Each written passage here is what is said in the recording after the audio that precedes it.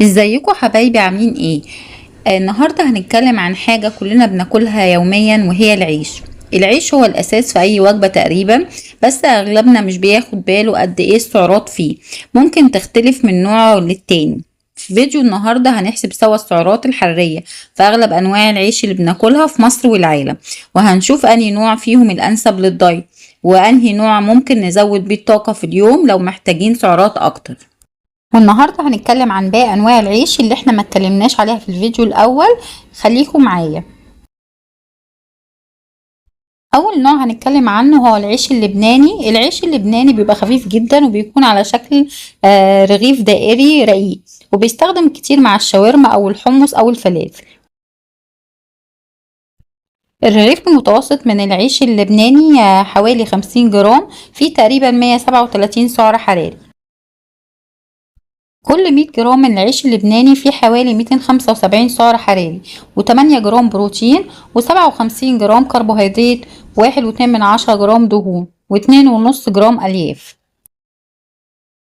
العيش اللبناني خفيف وسهل الهضم، بس مش بيشبع كتير لأن أليافه قليلة، وبيكون مناسب أكتر لو حد عايز يقلل وزنه بشرط ياكل منه كمية صغيرة جدا. خدي بالك إن العيش اللبناني بيتاكل بسرعة من غير ما تحسي، فممكن تسحبي سعرات أكتر من غير ما تشبعي. قسمي الرغيف على نصين في اليوم لو انتي ماشية على دايت. النوع التاني العيش السوري. العيش السوري شبه اللبناني في الشكل، بس بيكون أنحف وأخف شوية، وبيستخدموه كتير في السندوتشات الدايت لأنه خفيف مش بيكتم. والرغيف الواحد من العيش السوري حوالي 40 جرام، فيه 106 سعر حراري. كل 100 جرام من العيش السوري فيها تقريبا 265 سعر حراري، و8.5 جرام بروتين، و55 جرام كربوهيدرات، 1.5 جرام دهون، و3 جرام ألياف. العيش السوري ممتاز للناس اللي بتعمل دايت او عايزه وجبه خفيفه، لانه بيشبع من غير ما يزود سعرات كتير. لو بتعملي سندوتش دايت استخدمي رغيف سوري واحد صغير، واحشيه تونه او فراخ مشويه وخضار. هتعملي وجبه كامله في حدود 250 سعر حراري بس. تالت نوع عندنا هو العيش الفينو والكايزر، وهم اكتر انواع العيش انتشار في المدارس والمطاعم، بس للاسف اغلب الناس مش بتاخد بالها انه من اعلى الانواع في السعرات. رغيف الفينو الصغير وزنه 50 جرام، فيه 145 سعر حراري. كل 100 جرام من الفينو أو الكايزر فيها حوالي 290 سعر حراري، 9 جرام بروتين، 53 جرام كربوهيدرات، 3.5 جرام دهون، 2 جرام ألياف. العيش الفينو معمول من دقيق ابيض مكرر، وده معناه انه بيرفع السكر في الدم بسرعه وبيجوع بعدها بوقت قصير. حاولي تقللي منه على قد ما تقدري، ولو لازم تاكليه خليه في الفطار الصبح مع بروتين زي بيضه مسلوقه او جبنه لايت، وما تاكليش معاه سكر او مربى عشان ما تزوديش السعرات.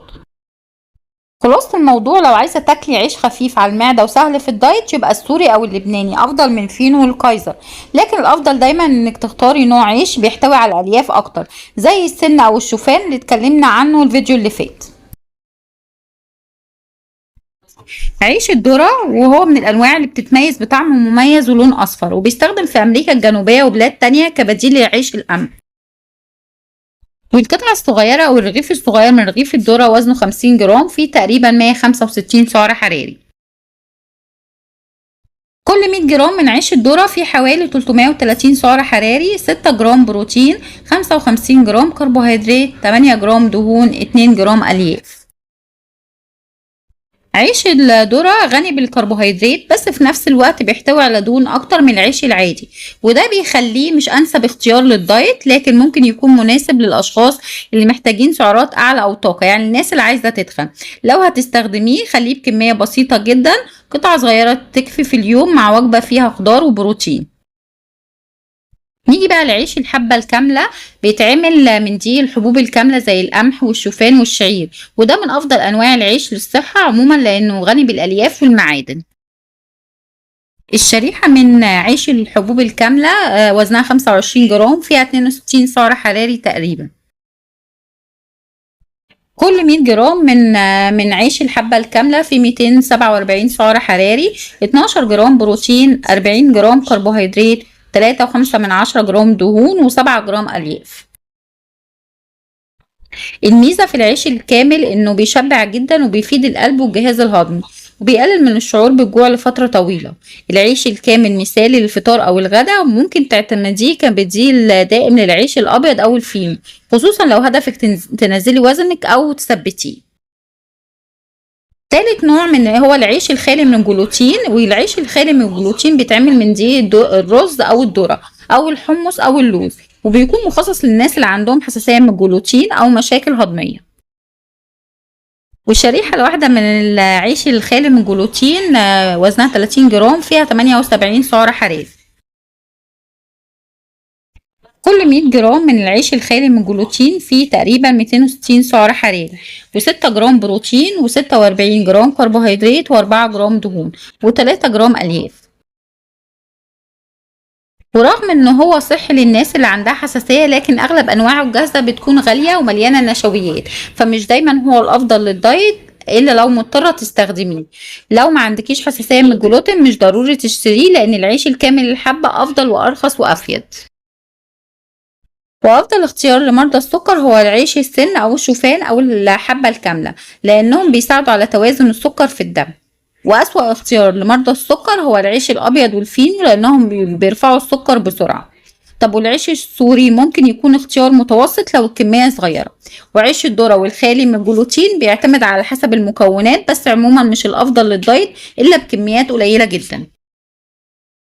لو هدفك تخسي اختاري العيش السن أو الشوفان، وخدي نص رغيف بس في اليوم، يعني حوالي من 120 ل 130 سعر حراري. طب لو عايزة تثبتي وزنك عيشي على العيش البلدي أو الكامل الحبة، ورغيف صغير في اليوم كفاية، حوالي 260 سعر حراري. لو جسمك محتاج طاقة ومجهود كبير خدي عيش بلدي أو شوفان أو حتى رغيف سوري، بس زودي البروتين والخضار جنبهم. طب لو عندك مشاكل في الهضم أو القولون اختاري عيش الشوفان أو الكامل الحبة، وابعدي عن الفينو الأبيض أو العيش الجاف. لو عندك سكر أو مقاومة أنسولين العيش السن أو الكامل الحبة هو الأفضل، لأنه بيثبت السكر في الدم ومش بيعمل ارتفاع مفاجئ. نصايح مهمة لتقليل السعرات من غير حرمان. أول حاجة قللي الكمية بدل ما تمنعي العيش خالص، يعني نص رغيف بلدي حوالي 130 سعر حراري، ممكن تقسميه على وجبتين في اليوم. تاني حاجة اختاري عيش رفيع أو محمص، لأن التحمير بيقلل نسبة الرطوبة فبتشبعي أسرع. ابعدي عن العيش المحشي أو المدهون بالسمنة، لأن رغيف واحد ممكن يوصل ل 400 سعر حراري أو أكتر. كل العيش مع بروتين وخضار زي البيض او الجبنه القريش او التونه، علشان السكر في الدم يفضل ثابت وما يجوعكيش بسرعه. لو بتاكلي بره البيت شوفي الوزن العيش البلدي في المطاعم بيكون احيانا من 150 ل 200 جرام، يعني ممكن يوصل ل 350 سعر حراري. الخلاصة العيش مش العدو، بس لازم تختاري النوع الصح والكمية الصح. عيشك لو اتظبط الدايت هيتظبط والهضم الطاقة كمان. مش لازم تحرمي نفسك، بس لازم تكوني واعية انت بتاكلي ايه وليه.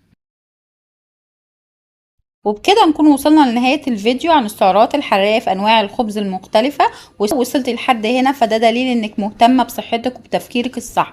ما تنسيش تعملي لايك علشان الفيديو يوصل لناس أكتر، واشتراك لو لسه مش مشتركين في القناة، وسيبيلي في الكومنتات نوع العيش اللي بتاكليه يوميا، وهقولك سعرات الدقيقة في رد مخصوص ليكي. سلام.